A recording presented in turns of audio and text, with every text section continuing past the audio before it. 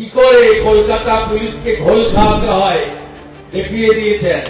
যেখানে হিন্দু বেশি আছে ওখানেই সেকুলারিজমের শব্দ আছে, যেখানে হিন্দু কম সেখানে সারিয়া মুসলিম পার্সোনাল ল বোর্ড চলে, সেখানে সেকুলারিজম চলে না। বাংলায় বলে বাংলাদেশের মুসলমান এবং বার্মা থেকে কক্সবাজার হয়ে আসা রোহিঙ্গা। ভারতীয় এদের কাঠামোটাই বলে দিচ্ছে এরা ঘুষপেটিয়া। তিনি বলছেন গার্ল চাইল্ড রাত্রে বেরোবে না, তিনি বলছেন মহিলাদের সুরক্ষা নিজেরাই বুঝে নিতে হবে। হাত তুলে নিলেন সেকেন্ড ইয়ারের এমবিবিএস এর ছাত্রী, তার বাবা বলছে আমি মেয়েকে নিয়ে উড়িষ্যায় চলে গেলাম, এই রাজ্যে পড়াবো না। লজ্জা লাগছে না? যার আদি নেই অন্ত নেই তার নাম সনাতন। তবে জাগবেন কলকাতার হিন্দুরা। রাজনীতির কথা ছেড়ে দেন, বিদ্যাসাগরের দেশ শিক্ষা নিয়ে ভাববেন না। আর কখনো জয় শ্রীরামের ধ্বনি, কখনো ভারত মাতার বন্ধন। সেই লড়াকু কাউন্সিলর কি করে কলকাতা পুলিশকে ঘোল খাওয়াতে হয় দেখিয়ে দিয়েছেন সজল ঘোষ আছে। ভাতৃপতি কমগ্ন ঘোষ, বিদ্যাসাগর মন্ত্রী, দেবাশিস পাইন, আমাদের ভোলা কৌশিক চ্যাটার্জি, প্রমোদ সিং, ভোলানাথ সোনকার, সুবোধ ভাই, কুশল ভাই, সঞ্জয় দা, কে নেই সবাই আছেন এখানে। টিম উত্তর কলকাতা। এর বাইরেও আমাদের প্রবীণ ডাক্তারবাবু এবং আশীর্বাদকরা আছেন। আমি সকলকে বয়স অনুযায়ী প্রণাম, শ্রদ্ধা, শুভেচ্ছা জানাই। আপনারা জানেন যে আজকে এখানে মাননীয় গভর্নর এবং আমার দুজনেরই 4:30-4:40 আসার কথা ছিল। মাননীয় রাজ্যপাল মহোদয় সকালবেলা দিল্লি চলে যাওয়ায়, চেন্নাই চলে যাওয়ায় তিনি সরি বলে গেছেন এবং পুজো চলাকালীন আসবেন, কথা দিয়েছেন 4 দিনের মধ্যে একদিন। আর আমি টাইম মেনটেন করতে পারিনি না, কারণ হলো দক্ষিণ 24 পরগনায় আমাকে কালী পুজোয় ডেকেছিল সুন্দরবন এলাকায়। ছোট আয়োজন, এত বড় প্যান্ডেল নয়। ওদের তো সাত থাকলেও সাধ্যে কুলায় না। রায়দিঘিতে, পাথর প্রতিমাতে, the great Diamond Harbour model আমতলাতে। আপনারা দেখেছেন আমি ওখানে ভারতীয় জনতা পার্টির ঝান্ডা নিয়ে যাইনি, আমি ওখানে পদ্ম ফুলে ভোট দেওয়ার আবেদন নিয়ে যাইনি, আমি ওখানে 26-এ পরিবর্তন চাই, আমাদের ক্ষমতায় বসিয়ে দিলে কথাও বলতে যাইনি। কারণ আমাদের মুখ্যমন্ত্রী নত্যসত্য জ্ঞান না থাকলেও আমার কাছে যিনি হেরেছেন তার নত্যসত্য জ্ঞান নেই। তো আমার স্থানকাল পাত্র আছে। আমি ধর্মীয় অনুষ্ঠান, সামাজিক অনুষ্ঠান, খেলার মাঠ, পারিবারিক অনুষ্ঠান আর রাজনৈতিক অনুষ্ঠান, আন্দোলন, তার স্থানকাল বোঝে আমি বক্তব্য রাখি। আমি ওখানে গেছি কেন? একজন হিন্দু হিসেবে কালী মাতার মূর্তি উন্মোচন, প্রদীপ জ্বালানো, পুষ্প দেওয়া, কপালে টিকা লাগানো, ধন্যবাদ সাষ্টাঙ্গ প্রণাম নিবেদন করা, কোথাও রক্তদান শিবির, কোথাও দুটো কাপড় বিতরণ, এগুলোতে অংশগ্রহণ করার জন্য সবাই করে। 7 জায়গাতে দাঁড়িয়ে আছেন বাবুরা। দেখলেই মনে হচ্ছে এরা কেউ ভারতীয় নয়,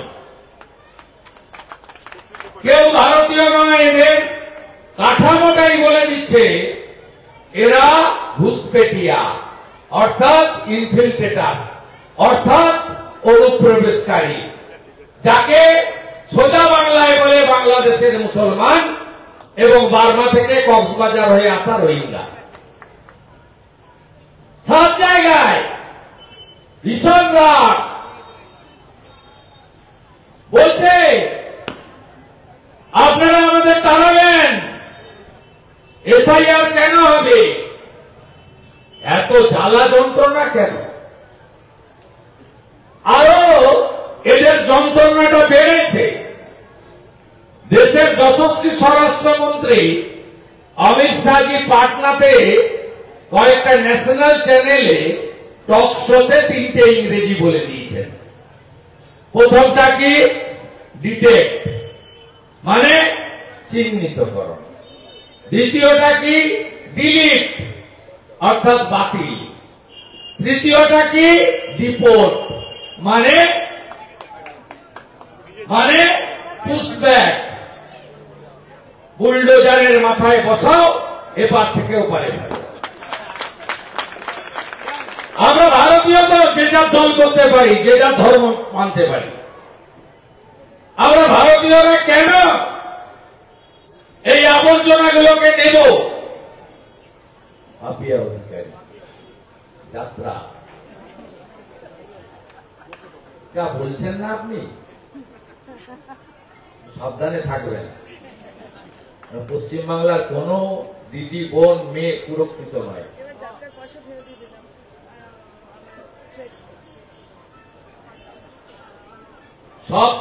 সব বাড়ির মহিলাদের, মেয়েদেরকে সাবধানে থাকতে হবে। ভয়ঙ্কর অবস্থা। যাকে লড়াই করে অমিতাভ বচ্চন, অর্জুন সিংরা ক্ষমতায় বসিয়েছিলাম, তিনি দার্জিলিং এ যাওয়ার সময় এয়ারপোর্টে বলছেন গার্ল চাইল্ডরা রাত্রে বেরোবেন না। তাহলে মা কালীর কালকে যে পুজো হবে, অমাবস্যা না লাগলে পুজো করতে পারবেন? অমাবস্যা লাগবে, রাত্রে পুজো হবে, সারা রাত্রি পুজো চলবে। এটা তো মা কালী পুজোর রীতিনীতি। আপনি বলুন, আমাদের মুখ্যমন্ত্রী বলছেন, আমি রাজনীতির কথা বলছি না, আমাদের প্রশাসনিক কর্ত্রী, অভিভাবিকা, তিনি বলছেন গার্ল চাইল্ড রাত্রে বেরোবে না। তিনি বলছেন মহিলাদের সুরক্ষা নিজেরাই বুঝে নিতে হবে। হাত তুলে নিলেন। আপনি তো বাঙালি না? লজ্জা হচ্ছে না? সেকেন্ড ইয়ারের এমবিবিএস এর ছাত্রী, তার বাবা বলছে আমি মেয়েকে নিয়ে উড়িষ্যায় চলে গেলাম, এই রাজ্যে পড়াবো না। লজ্জা লাগছে না? তাই সকালবেলা দুপুর পর্যন্ত আমাকে চেষ্টা করেছে আটকানোর। নেতৃত্বে রেখা গাজী, সর্বদরকার তো নামই কাফি।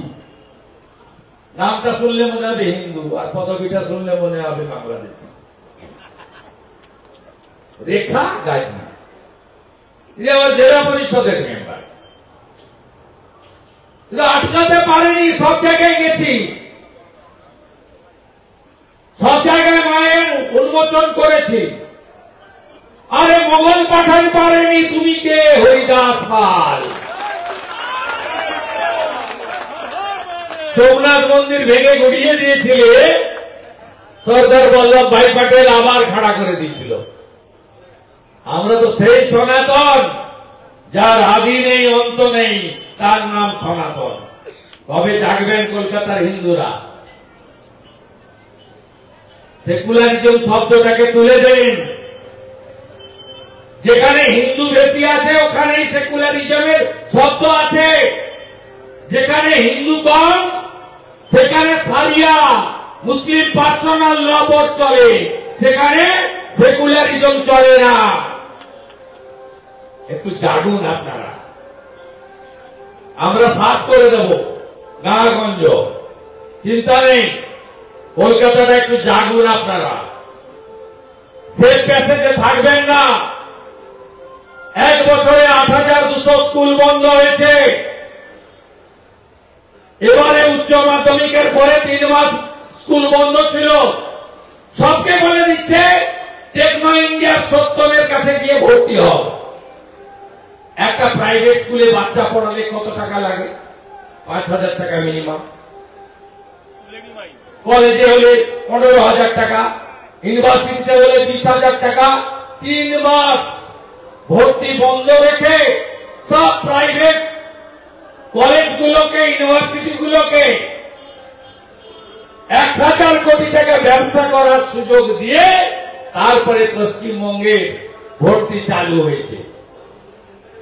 আপনি রাজনীতির কথা ছেড়ে দেন, বিদ্যাসাগরের দেশ শিক্ষা নিয়ে ভাববেন না। আপনি টাটাকে তাড়িয়েছে, টাটাকে ফিরিয়ে আনতে হবে। অনেক আগে, আমরা তখন ওই দলেই ছিলাম। 2008 সাল রতন টাটাজি বললেন, আমাকে ট্রিগার মাথায় রেখে পশ্চিমবঙ্গ ছাড়তে বাধ্য করালো। রতন টাটা বললেন, আমি খারাপ এমকে ছাড়লাম, ভালো এমের কাছে যাচ্ছি, অর্থাৎ গুজরাট নরেন্দ্র দামোদর দাস মোদী নিয়ে চলে গেলেন ন্যানোর কারখানা। 6,888টা কারখানা বন্ধ হয়েছে। খুব আনন্দে আছেন না? 2,15,00,000 বেকার, 7 লক্ষ পরিযায়ী শ্রমিক, বিহারিরা বাহারি, উড়িয়া উত্তরের লোকেরা বাহারি, গুজরাটিরা বাহারি, শিখরা বাহারি, মারাঠিরা বাহারি, সিন্ধ্রিরা বাহারি, জৈনরা বাহারি, রাজস্থানের মারোয়াড়িরা বাহারি, আর রোহিঙ্গার বাংলাদেশের ঘুষপেটিয়ারা আমার দামাত। বলেন মুখ্যমন্ত্রী কদিন আগে ভবানীপুরে সব বাহারিরা ঢুকে গেছে। কারা বাহারি? অল আর ইন্ডিয়ান। অল আর ইন্ডিয়ান, আমরা ভারতীয়। একটা কথাই মায়ের সামনে বলবো, মাঠ না মাঠ। চাষ করছে আবার হিন্দি বলা হিন্দু, বাংলা বলা হিন্দু। খুব গায়ে লাগছে, যন্ত্রণা বাড়ছে। পরের বছর থাকবে না ওরা, এটা আরো বড় করে হবে।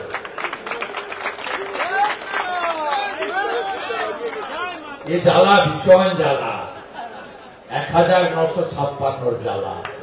যতদিন বাজবে কানের কাছে বাজবে, হেরেছি হেরেছি হেরেছি, শুভেন্দুর কাছে হেরেছি। আরো ভালো ভালো খবর দেখতে সাবস্ক্রাইব করুন বাংলা হান্টের ইউটিউব চ্যানেল। বাংলা হান্টের আরো খবর দেখতে নজর রাখুন। বাংলা খবর মানেই বাংলা হান্ট।